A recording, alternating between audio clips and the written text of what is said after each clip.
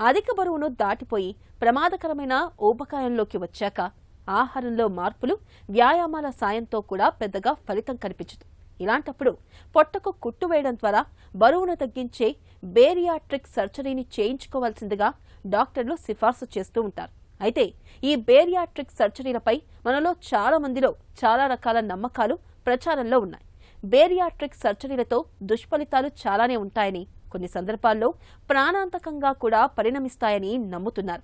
అసలు ఈ నమ్మకంలో నిజమెంత? ఈ విషయం గురించి డాక్టర్ ఏం చెబుతారో ఇప్పుడు విందాం.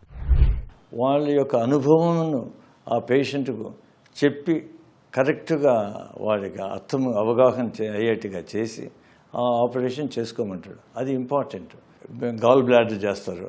గాల్ బ్లాడర్ ముందు చేస్తే అమ్మా ఇది చేసేస్తే ల్యాప్రోస్కోపీలో చచ్చిపోతారు అనేవాళ్ళు. ఇప్పుడు అది మామూలుగా అందరూ చేయించుకుంటున్నారు.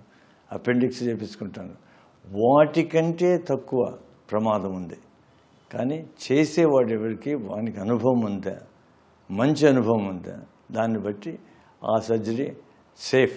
కొన్ని ఆపరేషన్ల ముందు ఏది హార్ట్ ట్రాన్స్ప్లాంటు, లివర్ ట్రాన్స్ప్లాంటు, కిడ్నీ ట్రాన్స్ప్లాంట్ వాళ్ళకు, తర్వాత నీ సర్జరీ వాళ్ళకు ముందు వాళ్ళు ఫిట్ కాదు, ఎందుకంటే ఎక్కువ బరువుగా ఉండాలని.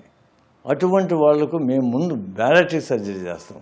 కాబట్టి బ్యారియాట్రిక్ సర్జరీ చేసినామంటే ఇప్పుడు ఏది సేఫ్? బ్యారియాట్రిక్ సర్జరీ సేఫే కదా.